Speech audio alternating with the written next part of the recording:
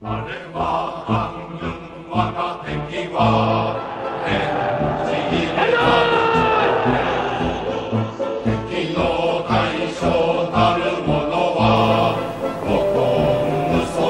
皇陛下万歳。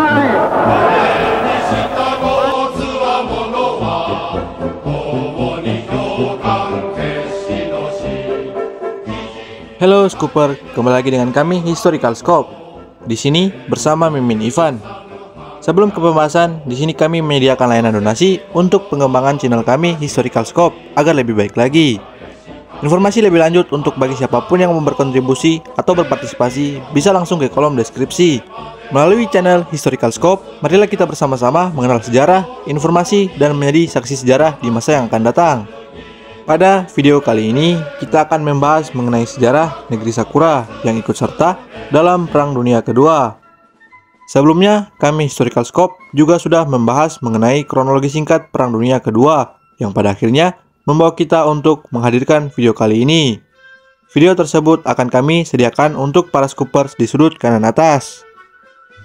Mengacu sejarah Kekaisaran Jepang pada masa Perang Dunia Kedua, hal ini termasuk invasi ke Republik Tiongkok, aneksasi Indochina Prancis, invasi India Britania, Perang Pasifik, dan penyerahan Jepang. Kekaisaran Jepang telah lama memperluas wilayahnya sejak sebelum Perang Dunia Pertama. Pada tahun 1931, Jepang menginvasi dan menaklukkan Manchuria di timur laut Tiongkok.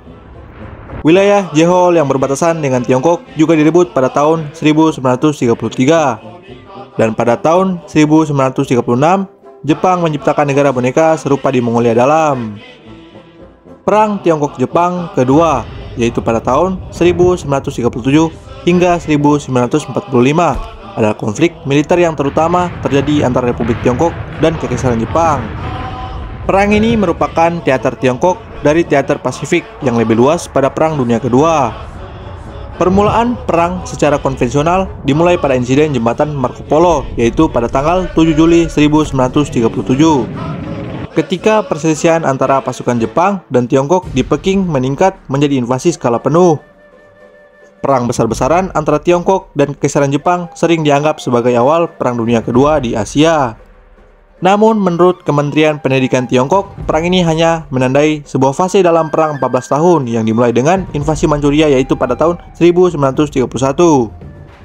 Sebagai bagian dari operasinya melawan Tiongkok, pada tanggal 22 September tahun 1940, Jepang menginvasi Indochina Prancis. Pada tanggal 27 September, mereka menandatangani Fakta Tripartit dengan Jerman dan Italia. Perang dengan Amerika Serikat dan Sekutu Barat lainnya pada Perang Dunia Kedua dimulai dengan serangan terhadap Pearl Harbor pada tanggal 7 Desember 1941. Selama 7 jam terjadi serangan koordinasi Jepang terhadap Filipina, Guam, dan Pulau Wake yang dikuasai Amerika Serikat. Sedangkan di Hindia Belanda, Thailand dan Kerajaan Inggris di Kalimantan, Malaya, dan Hong Kong semuanya diinvasi oleh negeri Sakura tersebut. Tujuan strategis serangan ini adalah untuk menghancurkan armada Pasifik Amerika Serikat, tepatnya di Pearl Harbor, merebut ladang minyak di Hindia Belanda, dan mempertahankan pengaruh Amerika di Asia Timur.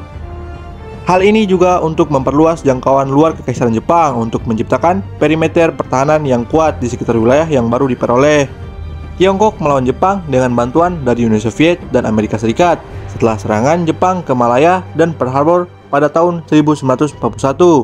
Perang tersebut menyatu dengan konflik-konflik lain yang umumnya dikategorikan dalam konflik-konflik Perang Dunia Kedua sebagai sektor besar yang dikenal sebagai teater Cina, Burma, India.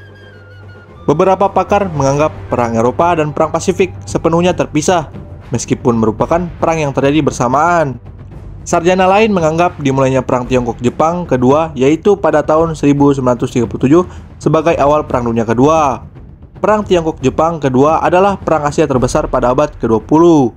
Perang ini menyumbang sebagian besar korban sipil dan militer dalam Perang Pasifik, dengan antara 10 hingga 25 juta warga sipil Tiongkok dan lebih dari 4 juta personil militer Tiongkok dan Jepang hilang atau meninggal akibat kekerasan terkait perang, kelaparan, dan sebab-sebab lainnya. Semua perang ini disebut bencana Asia.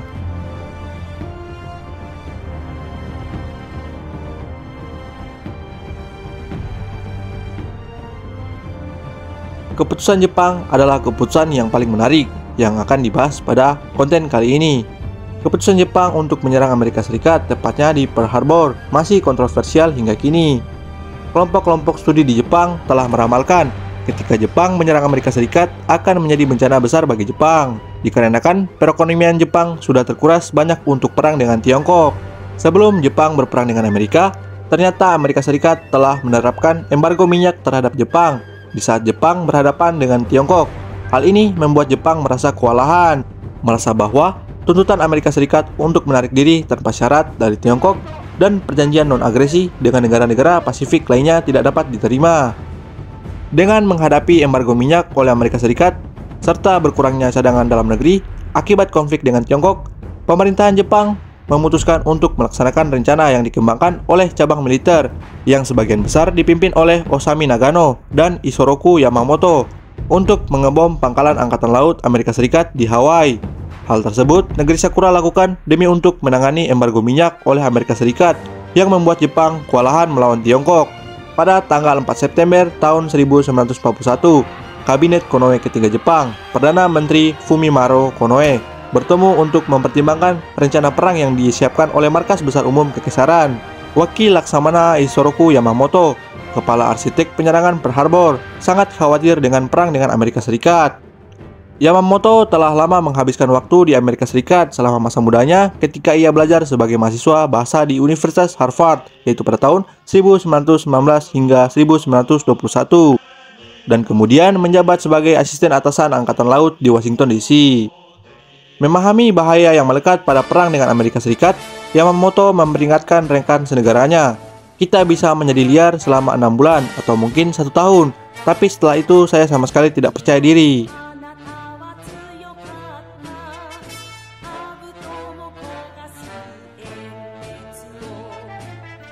Sejak awal tahun 1941, Amerika Serikat dan Jepang telah terlibat dalam negosiasi dalam upaya meredahkan hubungan mereka yang tegang dan mengakhiri perang di Tiongkok. Selama negosiasi ini, Jepang mengajukan sejumlah proposal yang ditolak oleh Amerika Serikat karena dianggap tidak memadai. Pada saat yang sama, Amerika Serikat, Inggris, dan Belanda terlibat dalam diskusi rahasia untuk pertahanan bersama wilayah mereka jika terjadi serangan Jepang terhadap salah satu dari mereka. Roosevelt memperkuat Filipina, protektorat Amerika yang dijadwalkan merdeka pada tahun 1946, dan memperingatkan Jepang bahwa Amerika Serikat akan bereaksi terhadap serangan Jepang jika terjadi kepada negara-negara tetangga. Jepang akhirnya frustasi karena kurangnya kemajuan dan merasakan dampak sanksi Amerika, Inggris, Belanda. Pada tanggal 20 November, pemerintahan baru di bawah Hideki Tojo mengajukan proposal sementara sebagai tawaran terakhirnya. Mereka menyerukan agar sekiranya dihentikan bantuan Amerika ke Tiongkok dan pencabutan embargo pasukan minyak dan sumber daya lainnya ke Jepang. Sebagai imbalannya, Jepang berjanji tidak akan melancarkan serangan apapun di Asia Tenggara yang pada saat itu diduduki oleh kolonialisme Belanda dan Inggris. Juga Jepang berjanji akan menarik pasukannya dari Indochina bagian selatan. Proposal balasan Amerika pada tanggal 26 November mengharuskan Jepang mengevakuasi seluruh Tiongkok tanpa syarat dan membuat fakta non-agresi dengan semua kekuatan Pasifik. Hal ini berarti Jepang pada dasarnya terpaksa memilih antara meninggalkan ambisinya di Tiongkok atau merebut sumber daya alam yang diperlukan di Hindia Belanda dengan kekerasan. Militer Jepang tidak mempertimbangkan pilihan pertama, dan banyak perwira menganggap embargo minyak sebagai deklarasi perang yang tidak diucapkan. Jepang berencana untuk segera merebut koloni-koloni Eropa di Asia untuk menciptakan perimeter pertahanan besar yang membentang hingga Pasifik Tengah. Jepang kemudian akan bebas mengeksploitasi sumber daya di Asia Tenggara sambil menguras tenaga sekutu dengan melakukan perang defensif. Untuk menjaga intervensi Amerika saat mengamankan perimeter, direncanakan lebih lanjut untuk menetralisir armada Pasifik Amerika Serikat dan kehadiran militer Amerika di Filipina sejak awal. Pada tahun 1942, Kekaisaran Jepang telah melancarkan serangan di Hindia Belanda, Nugini, Singapura, Burma, Yunan dan India, Kepulauan Solomon, Timor, Kepulauan Aleutian, Pulau Christmas, dan Kepulauan Andaman. Pada saat Perang Dunia Kedua sedang berlangsung, Jepang mempunyai minat paling besar dalam menggunakan perang biologis. Angkatan Udara Jepang menjatuhkan sejumlah besar bom keramik yang berisi kutu pes di daerah Ningbo, Tiongkok. Serangan-serangan ini pada akhirnya akan menyebabkan ribuan kematian bertahun-tahun setelah perang berakhir. Dalam metode penelitian perang biologis yang tidak henti dan tanpa pandang bulu di Jepang, mereka meracuni lebih dari 1000 sumur di desa Tiongkok. Penyakit-penyakit ini disebabkan oleh bakteri yang dengan teknologi saat ini berpotensi dijadikan senjata. Kampanye Asia Tenggara didahului oleh kegiatan propaganda dan spionase selama bertahun-tahun yang dilakukan di wilayah tersebut oleh Kekaisaran Jepang. Jepang mendukung visi mereka tentang kawasan kemakmuran bersama di Asia, dan Asia untuk masyarakat Asia kepada masyarakat Asia Tenggara yang telah lama hidup di bawah kekuasaan Eropa selama beberapa generasi. Akibatnya banyak penduduk di beberapa wilayah jajahan khususnya Indonesia yang justru memihak penjajahan Jepang karena alasan anti kolonial. Hal ini dikarenakan masyarakat Asia Tenggara, khususnya Indonesia pada saat itu menganggap bahwa Jepang adalah pembebas Asia. Namun etnis Tionghoa yang menyaksikan sendiri dampak pendudukan Jepang di tanah airnya sama sekali jauh dari kata penyelamat Asia, tetapi sebaliknya. Hong Kong menyerah kepada Jepang pada tanggal 25 Desember di Malaya. Jepang mengalahkan tentara sekutu yang terdiri dari pasukan Inggris, Hindia, Australia, dan Melayu. Jepang dengan cepat mampu maju ke semenanjung Malaya, memaksa pasukan sekutu mundur menuju Singapura. Sekutu sama sekali tidak memiliki perlindungan udara dan tank. Dan pada saat itu, Jepang memiliki supremasi udara. Tenggelamnya kapal HMS Prince of Wales dan HMS Repulse pada 10 Desember tahun 1941 menyebabkan pantai timur Malaya terkena pendaratan Jepang dan tersingkirnya kekuatan Angkatan Laut Inggris di wilayah tersebut. Pada akhirnya, Januari tahun 1942, pasukan sekutu terakhir melintasi Selat Johore dan masuk ke Singapura. Di Filipina, Jepang mendorong pasukan gabungan Filipina-Amerika menuju semenanjung Bataan dan kemudian Pulau Corregidor. Pada bulan Januari tahun 1942, Jenderal Douglas MacArthur dan Presiden Manuel Le Quezon terpaksa melarikan diri saat menghadapi kemajuan Jepang. Hal ini menandai salah satu kekalahan terburuk yang diderita oleh Amerika, menghasilkan lebih dari 70.000 tawanan perang Amerika dan Filipina dalam tahanan Jepang. Pada tanggal 15 Februari tahun 1942, tepatnya di Singapura, karena keunggulan pasukan Jepang dan taktik pengepungan yang luar biasa, akhirnya jatuh ke tangan Jepang, menyebabkan penyerahan personel militer pimpinan Inggris terbesar dalam sejarah. Diperkirakan 80.000 tentara India, Australia, dan Inggris dijadikan tawanan perang, bergabung dengan 50.000 tentara yang ditawan dalam invasi Jepang ke Malaya, yang sekarang menjadi Malaysia. Banyak di antara mereka yang kemudian dijadikan pekerja paksa untuk membangun jalur kereta api Burma, lokasi jembatan di Sungai Kwai yang terkenal itu. Segera setelah invasi mereka ke Malaya Britania, militer Jepang melakukan pembersihan terhadap penduduk Tionghoa di Malaya dan Singapura. Jepang kemudian merebut zona produksi minyak utama di Kalimantan, Jawa Tengah, Malang, Cepu, Sumatera, dan Nugini Belanda di akhir Hindia Belanda dan mengalahkan pasukan Belanda. Namun sabotase sekutu mempersulit Jepang memulihkan produksi minyak ke puncak sebelum perang. Jepang kemudian mengkonsolidasikan jalur pasukan mereka dengan merebut pulau-pulau utama di Pasifik, termasuk Guadalcanal.